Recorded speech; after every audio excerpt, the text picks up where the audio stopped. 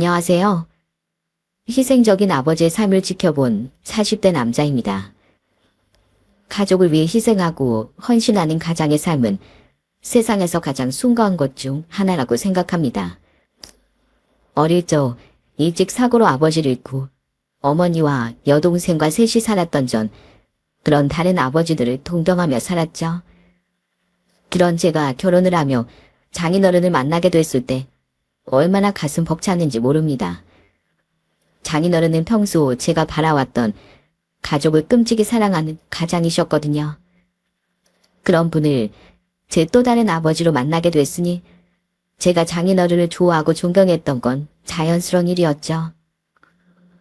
하지만 인생은 준 대로 모두 보답받지는 못하는 법이더군요. 저는 장인어른이 가족에게 퍼부은 사랑에 비해 너무 씁쓸한 처가의 몰락을 보게 됐어요.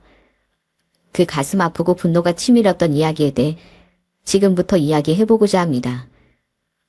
한 지방에서 자란 전 대학을 졸업하고 살던 지역의 공무원이 되었습니다. 이후 서울에서 직장 생활을 하던 여동생이 먼저 결혼한 뒤 전 나이 32살에 2살 어린 아내를 만나 결혼을 했어요. 어머니는 이젠 근심 걱정 없이 편하게 살고 싶다며 사별 후 고향에서 혼자 살던 이모의 집으로 들어가셨죠.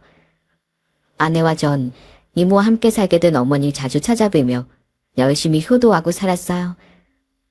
특히 저희 어머니뿐 아니라 이모들, 외삼촌들까지 살뜰히 챙겨주던 아내에게 고마워서라도 저 또한 처가에 잘하려고 노력했습니다.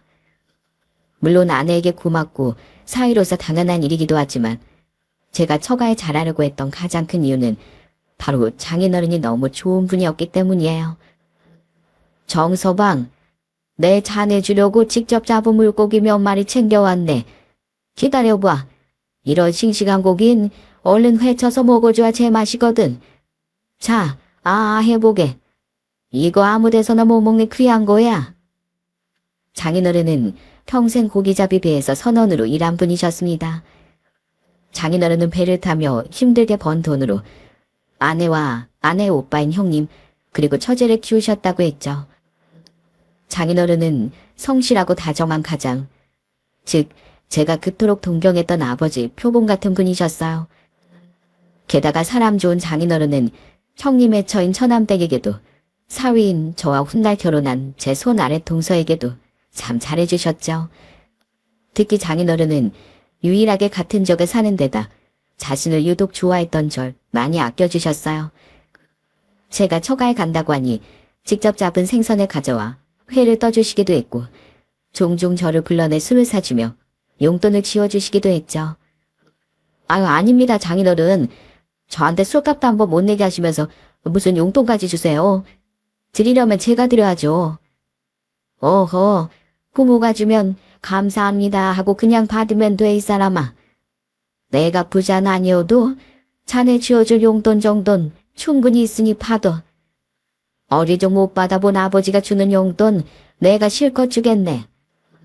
처가는 형편이 넉넉한 편은 아니었습니다.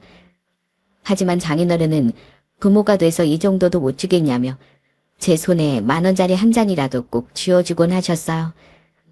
그 지폐 한 장에 담긴 사랑이 너무 커서 집으로 돌아가는 내내 제 마음은 늘 먹먹해지곤 했죠.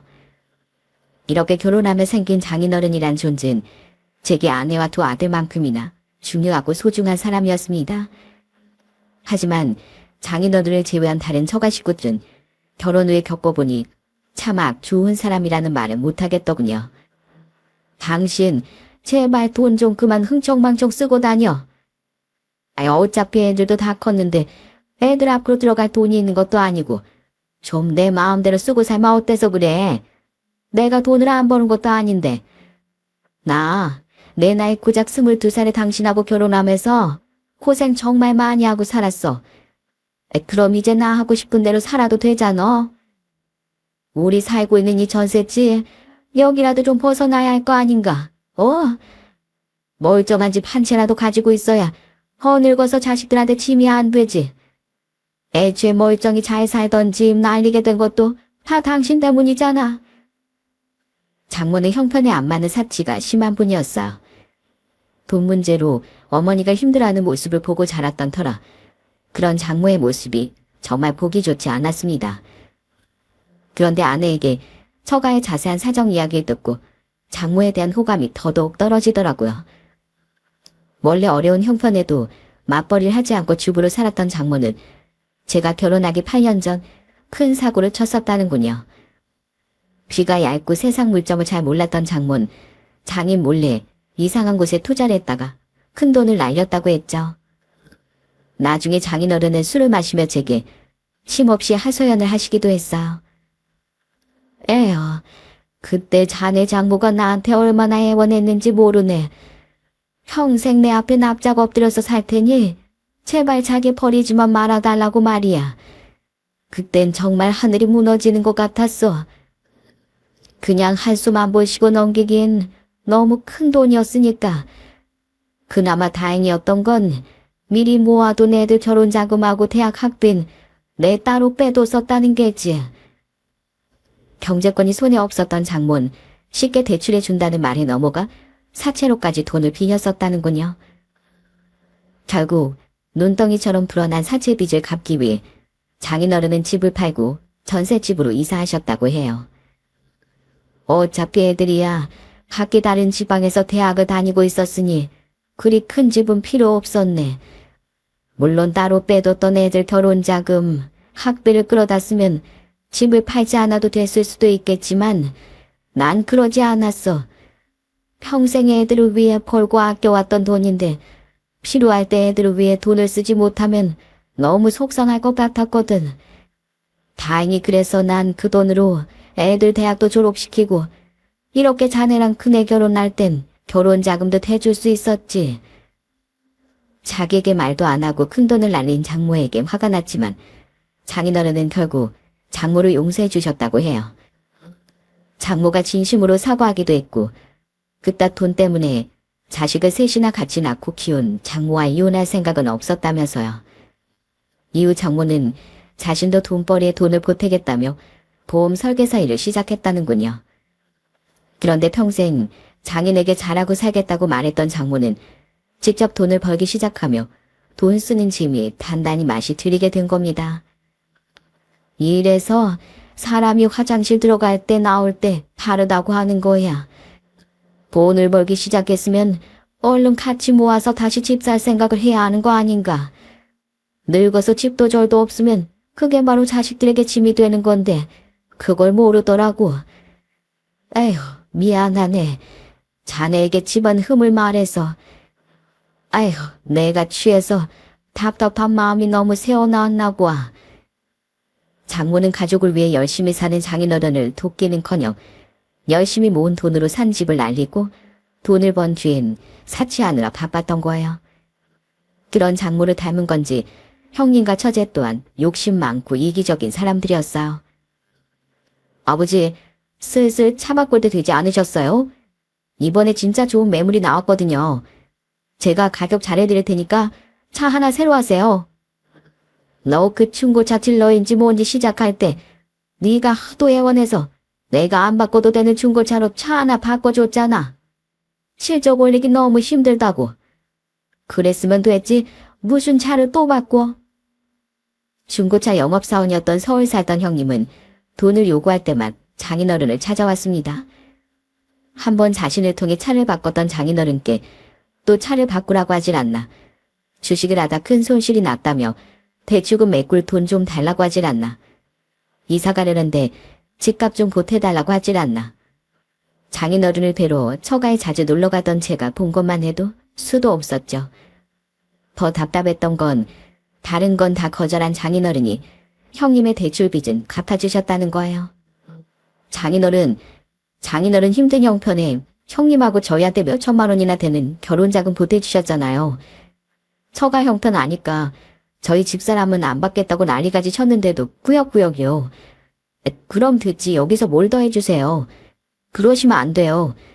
원래 사람은 자기 수중엔 없는 돈이 계속 생기면 돈 무서운 줄을 모르게 되는 법이라고요. 자네랑 성애가 날 답답해하는 거 아네. 나도 자식들을 위해서 다 해주는 것만이 능사가 아닌 건 알아. 근데 다른 건 다 그렇다 쳐도 빚 갚으며 사는 게 얼마나 힘든 일인가. 게다가 재준인 자식도 셋이나 되잖아. 애비로서 아들이 자기 자식들에게 애비 노릇 못하게 되는 일만은 막아주고 싶었네. 사실 내가 힘들게 돈 벌며 산 건 다 자식들에게 주려고 그런 거 아니겠나. 장인어른의 말씀은 이해했지만 가슴이 답답한 건 매한가지였습니다. 장인어른이 도와준다고 해도 형님도 처남댁도 고마운 기색이라곤 별로 보이지 않았거든요. 그런 배은망덕함은 처제도 마찬가지였어요. 서울에서 콜센터 직원으로 일하며 자취하던 처제는 장모처럼 돈을 물쓰듯 하는 사람이었습니다. 때문에 항상 생활비가 모자라 장인어른에게 전화를 걸어 용돈을 요구하곤 했어요. 야, 김유진, 너 아버지가 마음 약해서 자꾸 용돈 주니까 아버지가 무슨 저금통인 줄 알아? 월세 낼 돈이 없으면 방 빼고 집으로 내려오던가 아니면 소비를 줄이던가. 그래, 언니나 잘해. 서울 물가가 얼마나 비싼 줄 알아? 아무것도 모르면서. 처제, 서울은 뭐 한국 아니야? 지금 처제가 들고 있는 그 유명 브랜드 가방만 팔아도 몇 달치 월세는 금방 나오겠다. 아내도 저도 화내고 타일렀지만 처제는 영 철이 들지 않더군요. 처음엔 약한 마음에 몇 번 처제를 도와준 장인어른도 이러다 애를 오히려 망치겠다며 더 이상 처제를 도와주시지 않았습니다. 그런데 제가 결혼한 지 3년이 지났던 해 처제는 고작 5개월 만난 남자 혼전 임신을 해서 급하게 결혼을 하게 되었어요. 그런데 문제는 처제와 제 손안의 동서가 둘이 합쳐서 모아둔 돈이 고작 1,500만 원이었다는 거예요. 그것도 그중 고작 300만 원이 처제의 돈이었죠. 처제는 엉엉 울며 장인어른에게 떼를 썼어요. 아빠, 저 언니랑 오빠보다 결혼자금 좀 더 도와주세요. 네? 이 사람은 부모님도 일찍 돌아가셔서 없는데 올해 결혼자금 아빠가 보태줄 돈 합해도 1억 근처도 안 되잖아요. 아무리 대출 낀다고 해도 요즘 서울 집값이 얼마인지 아세요? 뱃속에 아빠 손주를 생각해서 좀 도와주세요. 네?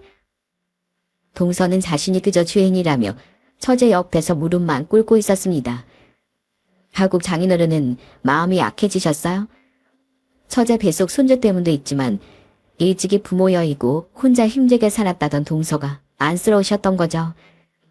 하지만 장모는 돈이 있는 건지 없는 건지 돈 내놓을 생각이 전혀 없었고 장인어른의 수중에도 돈이 많이 없던 터라 장인어른은 아내와 형님에게 준 결혼 자금보다 2천만 원 정도를 처제에게 더 보태주셨어요. 그 와중에 처제는 고작 2천만 원이 뭐냐며 입을 대빨 내밀더라고요. 너 진짜 그 입 안 다물래? 너 내가 아주 진짜 쥐어박아주고 싶은 거 임산부라서 겨우겨우 참고 있는 거야. 처제, 부모 돈이라고 요구하면 뚝딱 나오는 거 절대 아니야. 장인어른 피와 살의 양분으로 여태 처제가 자라서 결혼까지 할 수 있었던 거 절대 잊으면 안 돼. 안 그럼 처제 나중에 진짜 벌 받아. 저와 아내는 그런 처제를 엄하게 꾸짖었습니다. 솔직히 처제가 제 친동생이었으면 정신 차리라며 찬물이라도 끼얹었을 거예요. 심지어 처제는 형님이 대출금 갚을 돈을 장인어른께 받아갔을 때도 똑같이 그만한 돈을 타가 썼다가 다 썼던 거거든요. 왜 오빠만 차별하냐며 난리를 쳐서 말이죠. 그때 장인어른은 그 돈을 흥청망청 쓰지 않고 월세 보증금에 더해 원룸 전세를 구하겠다던 처제 약속을 받고 돈을 해주셨었어요. 그런데 처제는 약속대로 전셋집을 구하기는커녕 몇 달도 안 돼서 그 큰 돈을 사치하는데 다 써버린 겁니다. 게다가 처제는 그 난리를 쳐서 시작한 결혼 생활을 고작 2년 만에 끝내더군요. 전 이 사람 샀지. 애도 안 돌보고 짐덩이처럼 여기는 이기심. 그 어느 것 하나 더는 감당 못하겠습니다. 처제에 비해 멀쩡한 사람이었던 동서는 처제의 이기적이고 철없는 성격에 학을 뗐던 거예요. 결국 동서는 어린아이를 데리고 이혼했고 처제는 다시 혼자가 되며 아이 양육비까지 다달이 동서에게 보내게 됐죠. 그리고 이혼한 뒤 원래도 처가에 관심이 없던 처제는 더더욱 처가인 잘 내려오지도 않고 혼자 싱글 라이프를 즐기며 살더라고요. 에휴, 요즘엔 참 내 인생에 회의감이 드네. 재준이랑 유진인 전에도 돈 요구할 때 빼면 집에 잘 오지도 않더니만 이제 내가 돈을 절대 못 해준다고 하니까 명절에도 잘 안 오질 않나. 그러거나 말거나 자네 장모는 자기가 번 돈 다 쓰고 놀면서 혼자만 재밌게 살기 바쁘고 내 이렇게 외롭게 되려고 열심히 살았나 싶어서 요즘 참 쓸쓸해. 너무 쓸쓸해하지 마세요, 장인어른. 저희가 전보다 더 자주 놀러 올게요. 안 그래도 집사람이 장인어른 요즘 너무 힘이 없으신 것 같다면서 많이 걱정해요.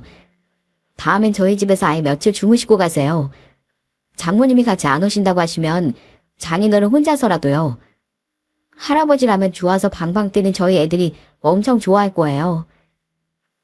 가끔 답답한 면이 있긴 했지만 그것도 결국 자식들을 너무 사랑하는 마음에서 비롯됐던 장인어른을 보면 참 가슴이 아팠습니다. 불효자인 두 사람 못까지 내가 더 잘해드리자 싶어 전 저희 어머니께 하는 거 못지않게 장인어른께 최선을 다해 잘해드렸어요. 나중에 더 연로해진 장인어른께서 백리를 은퇴하신 뒤인 좀 불편한 장모를 감수하고서라도 직접 모시고 살고 싶다는 생각까지 하며 말입니다. 하지만 그런 미래는 찾아오지 않았어요. 아휴, 이게 무슨 날벼락인가. 내 나이 고작 이제 59인데 왜 벌써부터 남편 병수발을 들고 살게 되냔 말이야. 장인어른은 제가 결혼한 지 6년 뒤 고작 62의 나이로 쓰러지셨어요. 평생 고생하며 몸에 축적된 피로가 뇌출혈이라는 무서운 병으로 터져버린 거죠. 장인어른은 긴급수술로 목숨은 건졌지만 몸의 마비, 특히 한쪽 몸의 심한 편마디와 약간의 언어장애를 얻게 되셨어요. 특히 처음 대학병원에 입원해 있던 시기와 재활 요양병원으로 전환한 초반엔 거동을 혼자 하시지도 못할 만큼 상태가 심각하셨습니다. 장모님, 오늘 저녁에 오신다고 했잖아요. 언제쯤 오세요? 저 오늘 애들이 아파서 집에 꼭 가봐야 돼요. 그냥 가게. 난 오늘 고객 접대가 있어서 못 갈 것 같아. 병동 간호사들한테 부탁하면 하룻밤 정도야 알아서 잘 돌봐주지 않겠나. 네? 아니 이제 막 몇 발자국씩만 걸을 수 있게 된 분을 어떻게 혼자 놔둬요. 저녁에 간병인도 안 쓰신다고 했으면서 매번 저희랑 교대 약속도 어기시고 정말 너무하신 거 아니에요? 간병인 비가 얼마나 비싼데 그걸 저녁까지 내고 있어? 아직 젊은 나한테 짐덩이 된 그 인간 화가 안 닿아버린 것만 해도 감사해야지. 그럼 여태 간병인 비용이 아까워서 간병인 안 쓰겠다고 고집 부리신 거예요? 걱정 마세요. 앞으로 드는 병원비, 간병인 비용 다 저희가 낼 테니까. 그리고 정말 너무하시네 장모님. 장인어른이 장모니까 얼마나 잘했는데요. 평생 가족들 위해 힘들게 살다가 쓰러진 장인어른에게 다들 정말 너무하다고요. 장모는 장인어른에게 들어가다 모든 비용과 간병하는 일을 나 몰라라 하기 바빴습니다. 아내와 저는 교대로 애들을 보며 장인어른을 간병했어요. 장모가 아까웠던 병원비도 간병인비도 대신 내면서 말이죠. 더 괘씸했던 건 그렇게 장인어른께 돈 요구하길 좋아하던 형님과 처제 또한 마찬가지였다는 거예요. 꾸준한 재활로 조금씩 절뚝거리며 걷기도 하고 언어 능력이 많이 회복되던 장인어른은 항상 그 두 사람을 기다리셨어요. 그런 장인어른이 안쓰러워 저와 아내는 한 번씩 형님과 처제에게 전화해 병원으로 오라고 화를 냈습니다. 오빠가 사람이야? 다른 사람도 아니고 아버지가 저렇게 누워 계시는데 적어도 한 달에 한 번, 아니 2달에 한 번이라도 내려와 할 거 아니야. 처제, 내가 전에 말했지? 고마운 줄 모르고 살면 언젠가 꼭 벌 받는다고. 사람으로서 이러면 못 써. 장인어른이 처제를 얼마나 보고 싶어 하시는지 알아? 주말에 약속 있으면 다 취소하고 얼른 내려와. 벌써 병원에 안 온 지가 넉 달째야. 장모도 장모지만 장인어른이 평생 어떤 아버지로 살았는지 잘 알면서 자식된 도리로 어떻게 그럴 수가 있답니까? 그래도 저 이거 화를 내면 두 사람은 한 번씩 문병을 오긴 했어요. 하지만 반가워서 이 말 저 말 걸던 장인어른 옆에서 두 사람이 휴대폰만 만지며 지루한 티를 내다 금세 돌아가곤 했죠. 형님, 휴대폰에 꿀이라도 발라두셨어요? 그리고 아주버님, 아무리 서울에서 내려오기 힘들다고 해도 그렇지 어떻게 장인어른 보는 데서 한마디 없이 하프만 쩍쩍하세요? 아주버님도 형님도 그러니까 두 분 애들도 집에 가고 싶다고 땡가만 부려대는 거잖아요. 장인어른, 아까 몰래 혼자 눈물 훔치는 거 못 보셨어요? 아, 진짜. 정서방, 왜 이렇게 잔소리야? 아버지 보러 오래서 왔고, 그럼 됐지. 정말 너무하시네요. 형님도, 처제도요. 간병이야 같은 적사는 우리가 다 한다 쳐요. 장모님 얘긴 하고 싶지도 않으니 그냥 넘어갈게요. 근데 장인어른께 돈을 그렇게 받아갔으면서 어떻게 자식으로서 문병 오는 것도 귀찮아요? 장인어른 간병비 병원비 좀 나눠내자는 것도 서울살이 팍팍해서 힘들다 하고 모른 척하고요. 저 정말 우리 장인어른 너무 불쌍해서 화가 날 지경이에요. 그럼 자네랑 성애가 우리 목까지 더 잘해드리면 되지. 우리도 뭐 안 오고 싶어서 그래? 살기 바쁘니까 오기도 병원비 감당할 때 힘든 거고 일하랴 끝나고 운전해서 오랴 쉬고 나니까 자꾸 휴대폰으로만 눈이 가는 거지. 그렇게 두 사람은 잘났어? 그럼 둘이서만 계속 효도해. 우리도 최선을 다하고 있다고. 아무리 몸이 불편해지셨다고 한들 정신은 멀쩡한 장인어른이 왜 아무것도 모르셨겠어요. 장인어른은 저와 아내가 두 사람이나 장모와 말다툼을 하고 병실에 돌아올 때마다 쓰게 웃으셨습니다. 그런 장인어른께 너무 죄송해 저도 아내도 그저 고개를 푹 숙였죠. 그리고 더욱 충격적이게도 장모는 장인어른이 쓰러진 지 2년 뒤 이혼까지 아예 해버리더군요. 난 더 이상 네 아버지 평수말 못하겠다. 아직 창창한 내 인생 남편 간병하는데 더는 허비하고 싶지 않아. 난 이제 내 인생 살련다. 엄마, 아버진 가족에서 평생 헌신하다 저렇게 되셨는데 엄만 그런 아버지를 버리고 엄마 인생을 찾겠다고요? 이게 말이 돼요? 왜 안 돼? 어차피 예전에 내가 따먹은 돈도 있으니 얼마 안 되는 그 전세집 보증금 재산 네 아버지한테 유리하게 준다니까. 네 아버지도 다 동의했어. 왜 넌 항상 네 아버지만 불쌍해하고 엄마의 내 입장은 생각도 안 해주니?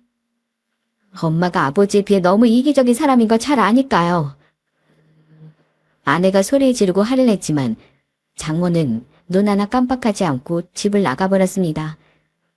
심지어 그때 형님과 처제는 장모도 장모 인생에 있지 않겠냐며 장인 앞에서 오히려 장모 입장을 두둔하기까지 했죠. 큰 상처를 받은 데다 길어지는 투병 생활로 인해 모든 의욕이 없어졌던 장인어른은 이혼당한 뒤 항상 눈물만 흘리셨어요. 내가 또 살아서 무엇하나. 정서봐, 날로 잃어가는 건강보다 내가 인생을 잘못 산 것 같다는 생각이 날 더 괴롭게 하네. 난 분명 가족들 아주 많이 사랑했고 가족들만 보며 살았어. 그런데 내 곁에 남은 건 결국 둘째 성애랑 자네뿐이네. 저랑 집사람이 다른 식구들 못까지 더 잘할게요. 그러니까 장인어른 살아서 무엇하나 같은 말씀하지 마세요. 그러니까 겨우 재활한 팔다리도 계속 다시 힘이 빠지고 합병증도 달려들고 있잖아요. 삶의 의욕을 잃은 탓인지 장인어른의 건강은 점점 악화됐습니다. 장인어른은 합병증으로 폐질환과 심부전증을 얻게 됐어요. 게다가 많은 의지와 함께 기력도 약해져 가니 언어를 지휘하면 겨우 재활했던 몸, 특히 다리 힘도 점차 빠져 다시금 거동도 전보다 자유롭지 못하게 됐죠. 그 와중에 더욱 화가 났던 건 장모의 행동이었어요. 인사하게 정서봐. 자네 새 장인이 있으에. 네? 장인이요? 장인어른과 이혼한 지 고작 7개월 만에 장모는 우리에게 새 장인이랍시고 자기보다 8살 많은 아저씨를 인사시켜주더군요. 나이가 70이었으니 아저씨라고 해야 할지 할아버지라고 해야 할지 모르겠지만 아무튼 말이죠. 장인어른과 장모의 이혼 후 단단히 화가 나서 장모와는 보지 않고 살던 우리는 오랜만에 받은 장모의 전화를 받고 식사를 하러 나갔습니다. 그래도 너를 키워준 엄만데 아무리 화가 나도 얼굴은 보고 살아야 하지 않냐며 장모가 나와달라고 아내에게 의원을 했었거든요. 때문에 마음이 약해진 아내와 전 오랜만에 장모와 형님, 처제와 다 같이 만나 식사하는 자리인 줄로만 알고 애들과 함께 나갔었던 거예요. 황당해서 뻥쪄있던 우리에게 그 아저씨가 잠시 화장실에 간 사이 장모는 이렇게 말했어요. 똥 씹은 표정 두 사람 다 그만해. 저 사람 자식들은 다 나한테 잘해줬단 말이야. 12년 전에 사별하고 혼자 쓸쓸하게 산 자기 아버지랑 재혼해줘서 고맙다고. 아, 장모님, 좀 전에 너무 황당해서 말이 안 나왔는데 이게 말이 된다고 생각하세요? 장인어른하고 이혼한 지 이제 겨우 반년 더 지났는데 벌써 혼인신고까지 마치고 그 집에 들어가 살고 있다고요? 설마 장모님 바람 피우셨던 거예요? 아니야. 꼼 설계사대 고객으로 만나서 3년 전부터 알던 사이인 건 맞아. 하지만 서로 마음을 확인한 건 자네 장인이랑 이혼하고 난 뒤였어. 그 엄한 사람 잡지 마에게. 그 말 어떻게 믿어요, 엄마? 진짜 자식들 앞에서 부끄럽지도 않아요? 안 부끄러워. 증거 있냐? 그리고 엄마도 사람이고 여잔데 좀 행복해지고 싶을 수도 있지. 이게 왜 부끄러워? 언니 그만해. 오히려 엄마가 혼자 외롭게 사는 것보다 좋은 분 만나서 자식들 걱정 안 하게끔 잘 살면 그걸로 된 거지. 막내 말이 맞아. 그리고 두 사람 다 여기 이 자리에 어린애들까지 있는데 소란 피우지 말고. 애들 정서에 안 좋아. 딱 보니 이미 형님과 처제 그리고 처남댁은 모두 알고 있었더라고요. 너무 어이없어서 자리를 박차고 나가려는데 당시 9살, 7살이던 두 아들이 겁먹은 표정으로 울먹이며 묻더군요. 아빠, 너 외할머니랑 외삼촌 이모랑 싸워? 무서워, 싸우지 마. 그동안 처가와의 다툼 문제가 아이들에게 많은 겁을 준 모양이더군요. 결국 우린 아이들을 생각해 꾹 참고 그날 식사 자리에 마무리까지 앉아있게 됐죠. 아무것도 모르고 돌아와 앉은 그 아저씨는 과장된 웃음소리를 내며 거드름을 피웠어요. 나랑 이 사람이 재혼한 이상 너희들도 내 자식이나 마찬가지야. 내가 이래봬도 이 지역에선 건물도 몇 채나 가지고 있고 현금도 많이 보유한 부자야. 그러니 내가 필요하면 다 베풀고 살 테니까 어렵고 힘든 일 있으면 언제든 나한테 얘기해. 자신이 엄청난 부자라고 떠들어대는 그 아저씨의 모습이 저와 아내에겐 썩 좋아 보이지 않았습니다. 게다가 인상도 너무 탐욕스러워 보이고 잘난치 않은 사람치고 멀쩡한 사람을 본 적이 없던 우린 얼른 그 자리 벗어나고만 싶었어요. 그런데 그런 우리와 달리 처제와 형님의 눈은 반짝반짝 빛나고 있더라고요. 아마 두 사람은 그 아저씨의 말에 완전히 혹했던 것 같았어요. 형님, 저도 계속 형님한테 전화하기 싫은데 장인어른 건강이 날이 갈수록 악화되고 있어요. 그리고 몸이랑 같이 마음도 계속 약해지시는 건지 장인어른이 전보다 형님하고 처제를 더 자주 보고 싶어 하세요. 이번 주말이라도 한번 내려오세요. 네? 안 돼. 우리 바빠. 우리 가족이랑 유진이 새아버지랑 같이 이번 주 금토일 제주도 놀러 가기로 했거든. 새아버지가 비행기 값도 5성급 호텔비도 다 내주신다지 뭐야? 새아버지요?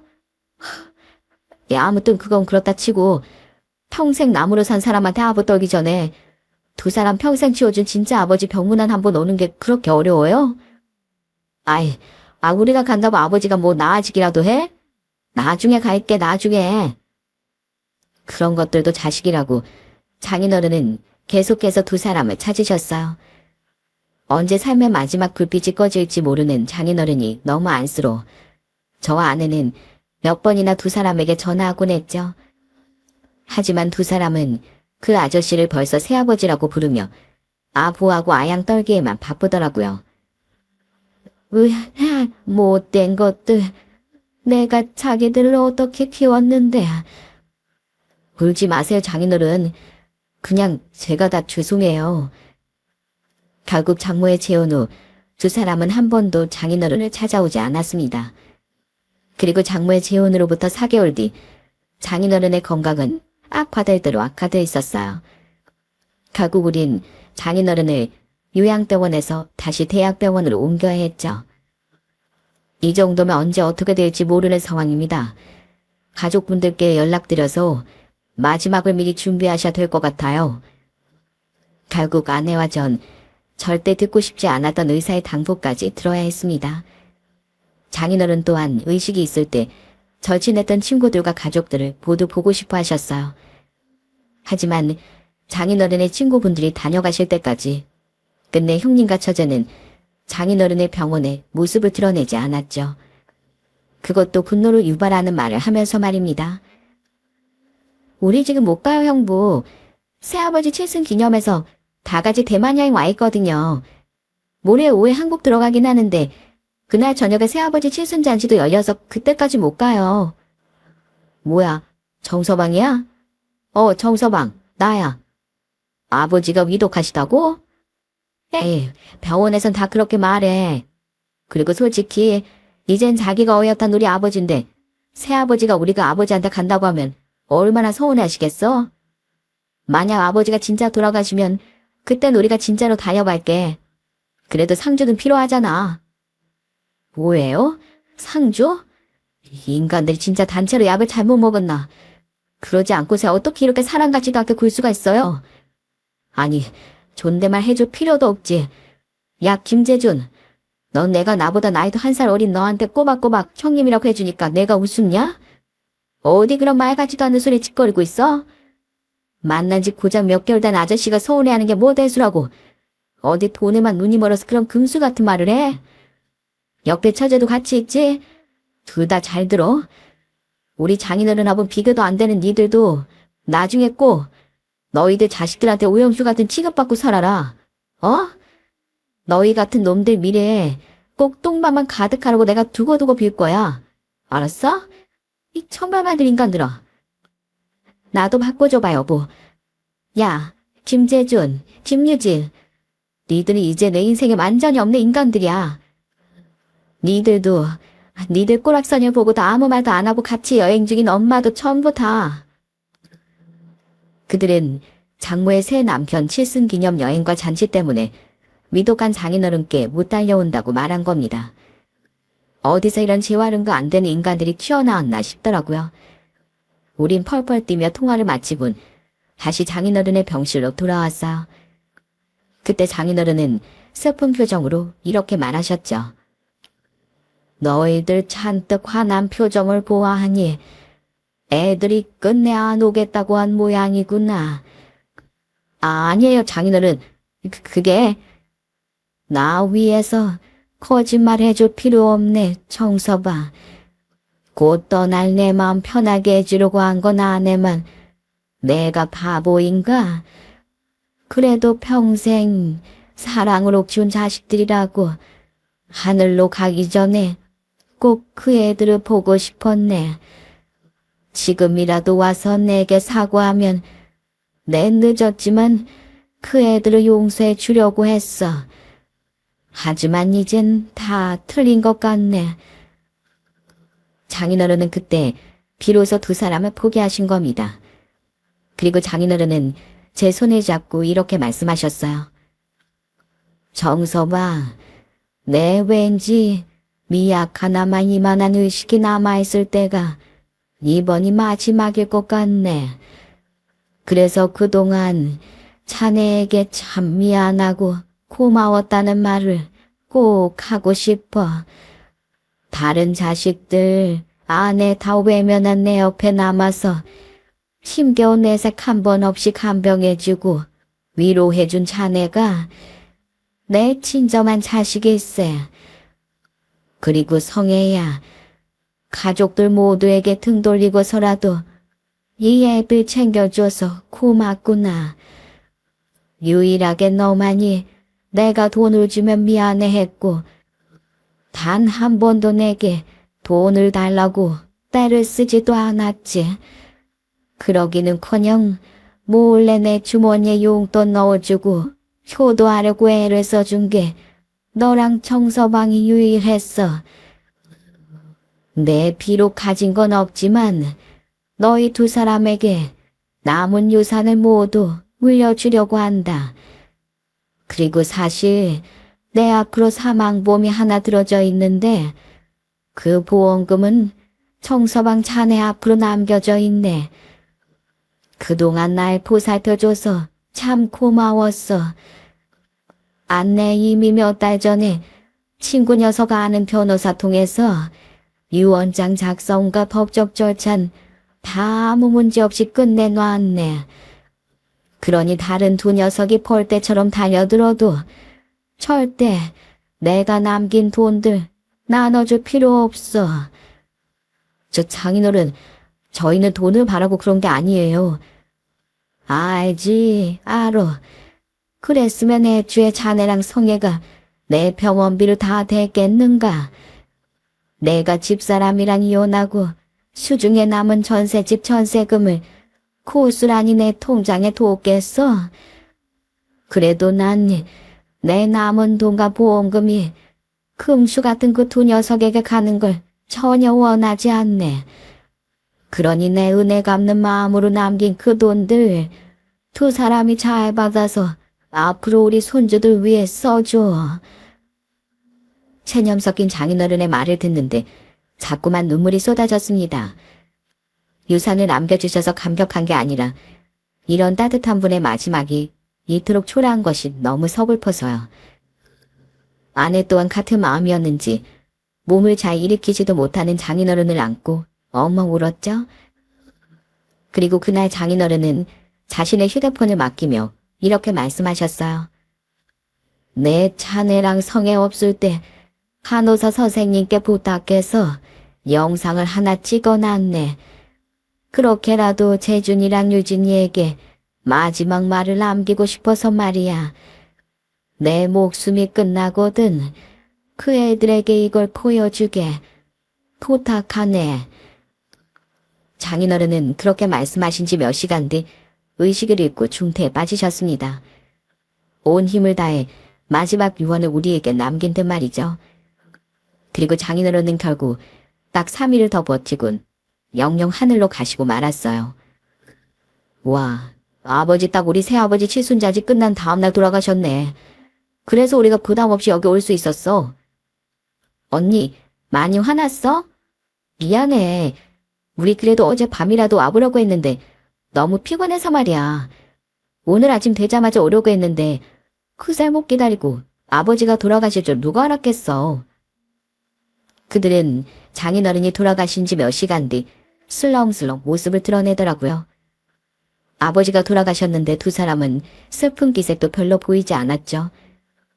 심지어 형님은 처남댁과 자기 애들을 데리고 오지도 않았고 장모 또한 장례식이 끝날 때까지 코빼기도 보이지 않았어요. 슬픔에 젖어있던 아내와 전 그런 두 사람을 경멸스러운 눈으로 바라봤습니다. 그리고 미리 장인어른이 남긴 영상을 봤던 전 그들에게 다가가 장인어른의 마지막 유언이 담긴 영상을 보여줬어요. 자인 벌어지더라. 장인어른이 너희들한테 남긴 마지막 유언이야. 벌어지? 저번보다 정서방 참 말이 심하네. 아무리 내가 한 살 어려도 엄연히 손윗 사람인데 내가 아버지 장례식장이니까 참는 거야. 두 사람은 제 말에 언짢은 표정을 짓고 나선 그 영상을 보기 시작했습니다. 그리고 영상이 진행될수록 두 사람의 표정은 완전히 똥 씹은 표정이 됐죠. 그 안엔 장인어른이 남긴 마지막 불효령이 담겨 있었거든요.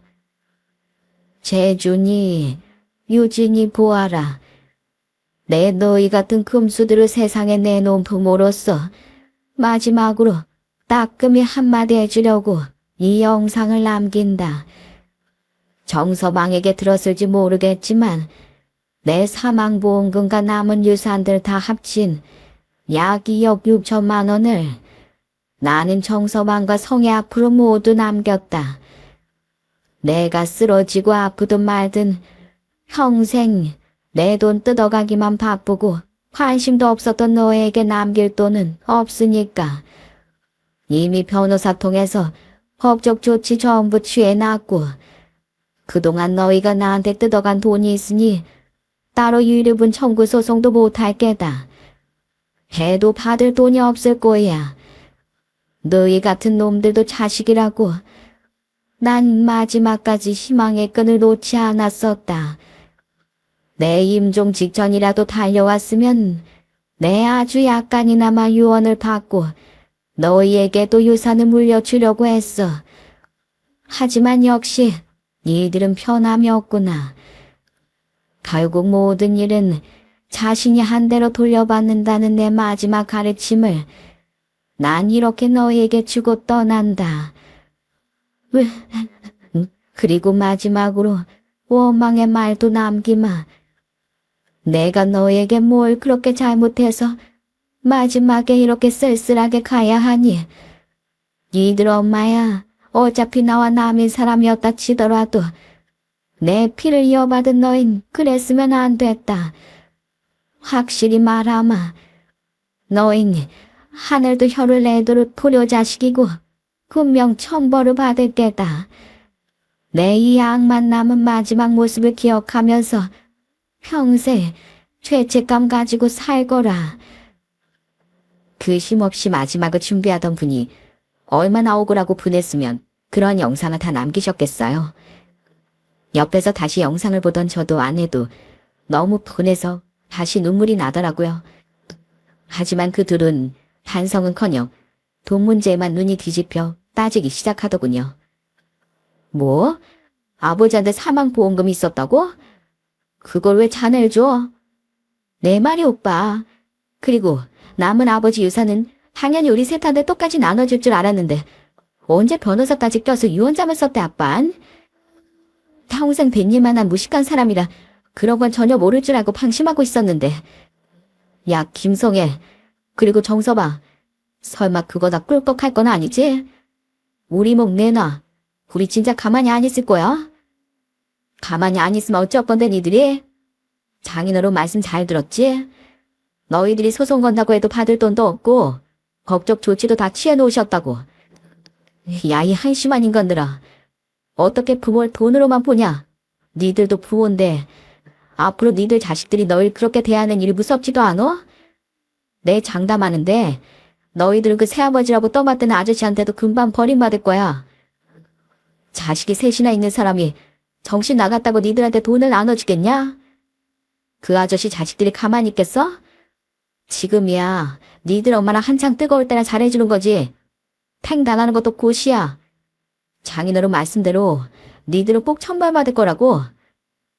우리 남편 말처럼 오빠도 유진이 너도 평생 벌받고 살 거야. 그래도 아버지 마지막 가시는 길이니까 니들 부르긴 불렀는데 그 역겨운 낯짝들 내가 보고 있기가 힘들어서 더는 안 되겠다. 그냥 나가. 그 잘난 니들 새아버지랑 니들이랑 똑같이 탐욕스러운 엄마 옆에서 아부나 떨면서 살라고. 니들 못가지. 애더든 추모든 나랑 우리 남편이 다 할 거니까. 헐, 와, 진짜 뭐 이런 일이 다 있어? 그래, 간다 가. 아버지, 관짝에서 듣고 계쇼? 이런 식으로 나온다 이거죠? 어디 자식들 이딴 식으로 푸대접하고 아버지가 곱게 하늘로 갈 수 있을 것 같아요? 우리 지금 바로 서울 가서 제일 능력 있는 변호사 선임할 거예요. 그래서 어떻게든 우리 몫에 돈 찾을 거라고요. 야, 유진아 가자. 이놈이 근데?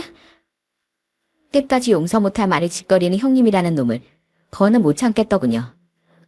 저는 결국 그놈 얼굴에 주먹을 내리 꽂았습니다. 그리곤 얼굴을 부여잡고 겁먹은 표정으로 절 보던 그놈에게 씩씩대면서 소리쳤어요. 뭘 봐?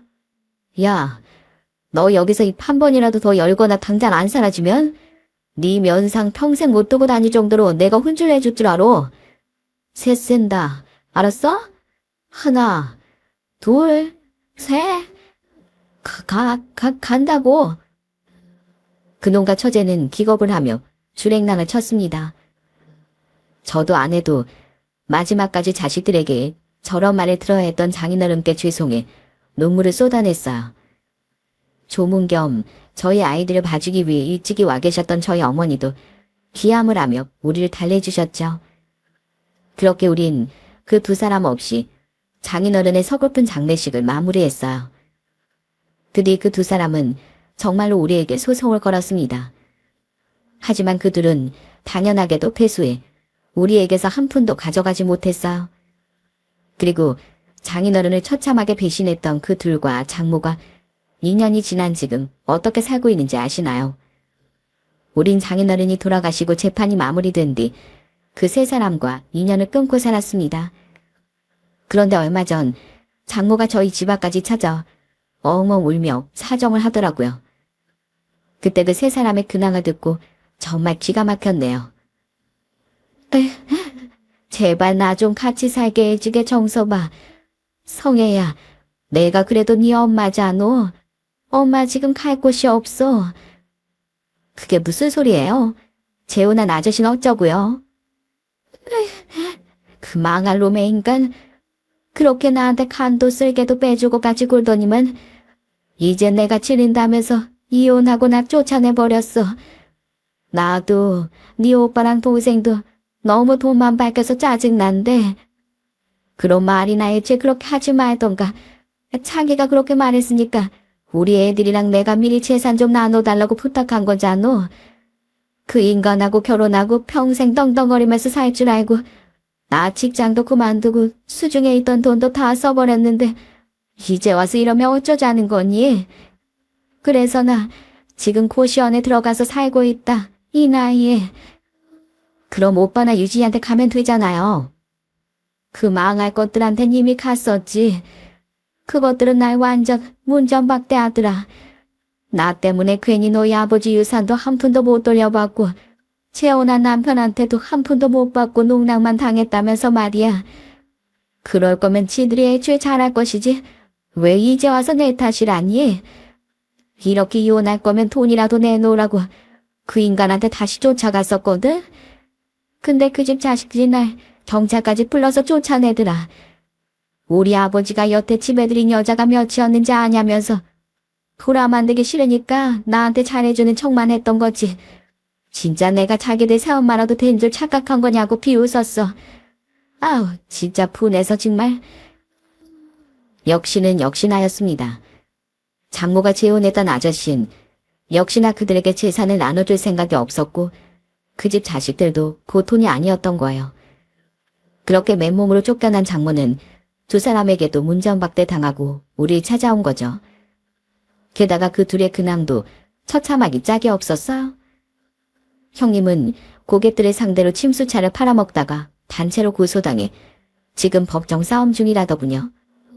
처제는 웬 제비를 만나 돈도 다 뜯기고 다시 결혼 전 시절처럼 원룸 월세 살고 있다고 했죠.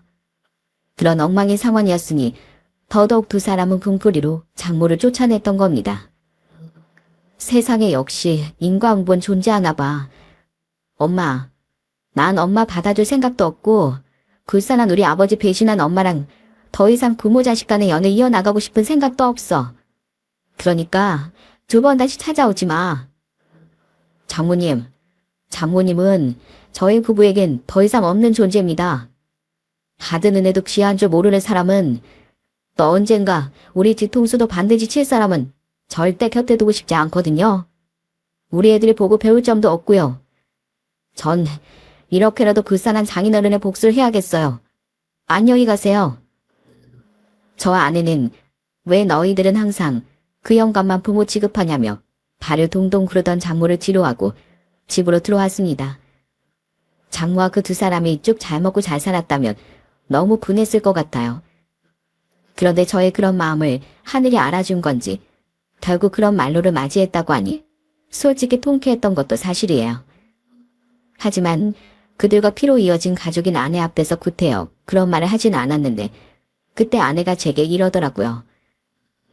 이걸로 하늘에 계신 아버지가 좀 위로 받으셨을까? 그랬으면 좋겠다. 나만 해도 너무 못돼 보이지만 이제 속이 좀 후련하거든. 난 이게 돌아가신 아버지에 대한 의리라고 생각하고 앞으로도 절대 엄마랑 그들을 용서할 생각이 없어. 꼭 난 그 세 사람이 더 큰 천벌을 받길 바래. 아내가 얼마나 장인어른을 사랑했는지 알기에 눈가가 뜨거워졌습니다. 저는 돌아가신 장인어른 생각에 차오르는 눈물을 꾹 참으며 아내를 가만히 안아줬어요. 그렇게 우린 완전히 와해된 처가 식구들과 인연을 끊고 지금은 저희 어머니만 자주 찾아뵈며 살고 있죠.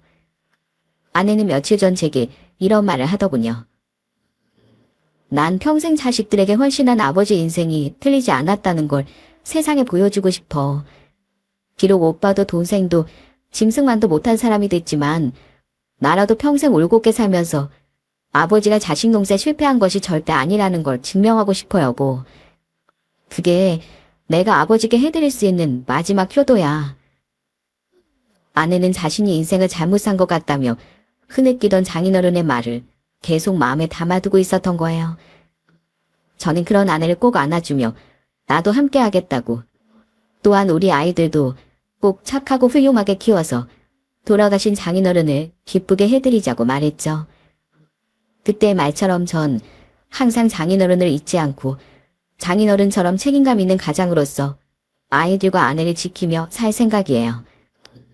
주위를 보면 간혹 부모란 존재의 감사함을 완전히 망각하고 살아가는 사람들이 있는 것 같더군요. 마치 제 형님과 처제처럼 말이죠. 또한 그런 사람들은 감사함을 잊은 사람에겐 좋은 미래도 영광도 없다는 진리도 잘 깨닫지 못하는 것 같더라고요. 어떻게 사는 게 잘 살고 못 사는 인생인 것인지에 대한 정답을 내리긴 어렵다고 생각합니다. 하지만 적어도 인간된 도를 저버리고 사는 사람은 인간의 삶인 인생을 살고 있는 것이 아니라는 말을 사연을 마무리하며 꼭 남기고 싶네요. 우리 모두 그저 사는 것이 아닌 인생을 살아가도록 노력했으면 좋겠습니다. 그럼 저는 여기서 인사드리며 이만 사연을 마칠게요. 감사합니다.